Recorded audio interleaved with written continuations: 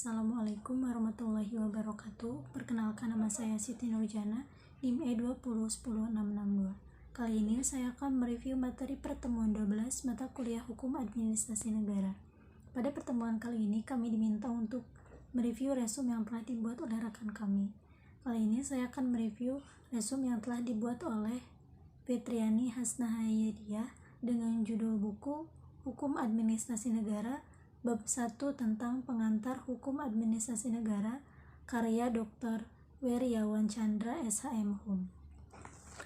Pada bab ini telah dijelaskan mengenai hukum administrasi negara merupakan hukum yang mengatur wewenang pemerintah, pelaksanaan tugas-tugas pemerintah, dan melindungi hak-hak administratif rakyat dalam penyelenggaraan pemerintah. Pendapat mengenai makna hukum administrasi negara juga dikemukakan oleh Rene Serdan dan Fritz Stronach 2002-145, yaitu bahwa hukum administrasi negara berhubungan sangat erat dengan hukum tata negara. Hukum tata negara berisi beberapa komponen berikut: relasi hukum internasional, HAM, legislasi, sistem parlemen, organisasi kehakiman, dan kekuasaannya, dan desentralisasi.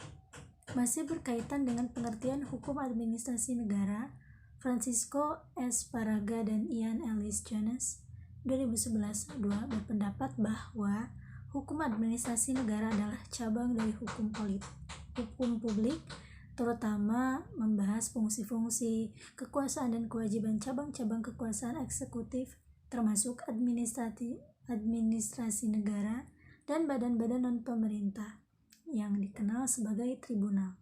Hukum publik membebankan tugas untuk melayani kepentingan publik. Hukum administrasi adalah hukum publik bagi administrasi. Sehubungan dengan pengertian hukum administrasi negara, GGN Westlander mengatakan bahwa dengan hukum administrasi negara, kita dapat memperhitungkan peraturan-peraturan tentang pengawasan dari organ pemerintah yang lebih tinggi kepada organ pemerintah yang lebih rendah. Meskipun hal ini juga dengan membicarakan tempat di mana hukum tata negara harus diletakkan, hukum tata negara berkaitan dengan negara dalam keadaan diam.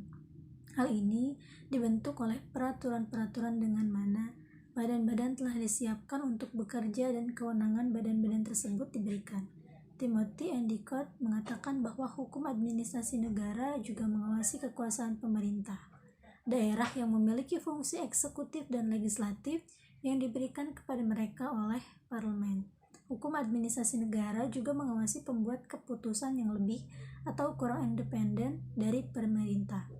Aturan-aturan yang baik dari hukum administrasi negara berkaitan dengan hakikat dari keputusan-keputusan yang dipersoalkan.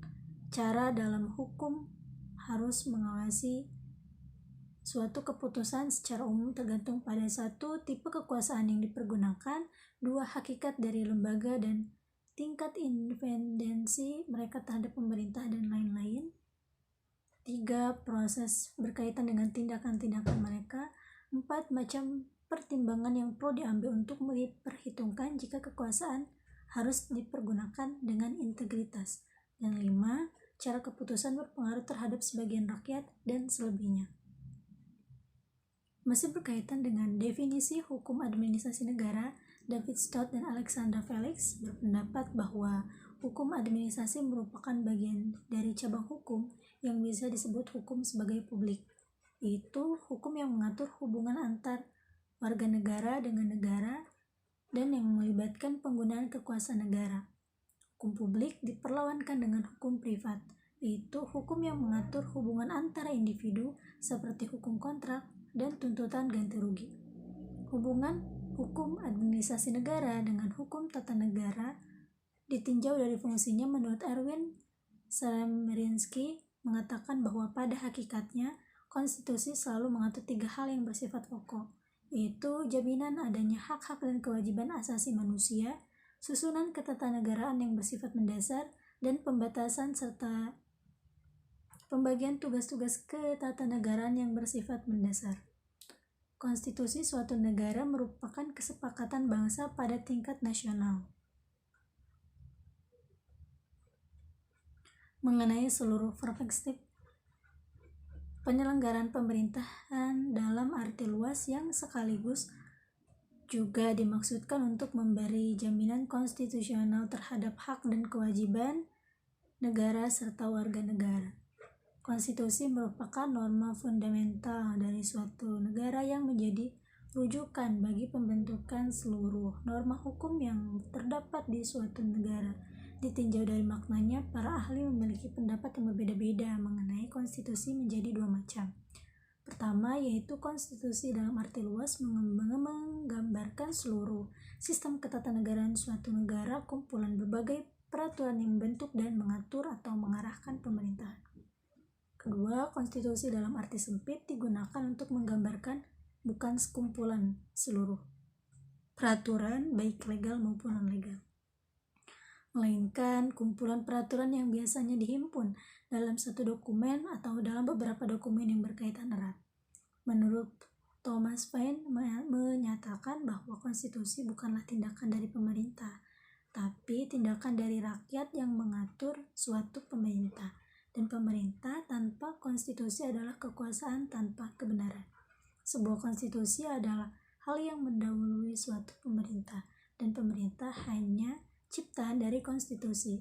Hubungan hukum administrasi negara dengan hukum pidana. Dalam website Historical Canada dikatakan bahwa hukum administrasi adalah salah satu dari 3 cabang dasar hukum publik yang berkaitan dengan hubungan antara pemerintah dan warganya.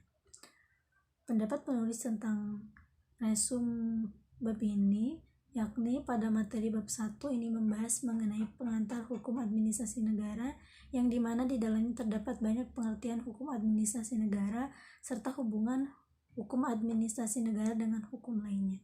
Penulis juga menegaskan bahwa hukum administrasi negara merupakan dari cabang hukum yang biasa disebut hukum publik, yaitu hukum yang mengatur antara warga negara dengan negara dan yang melibatkan penggunaan kekuasaan negara.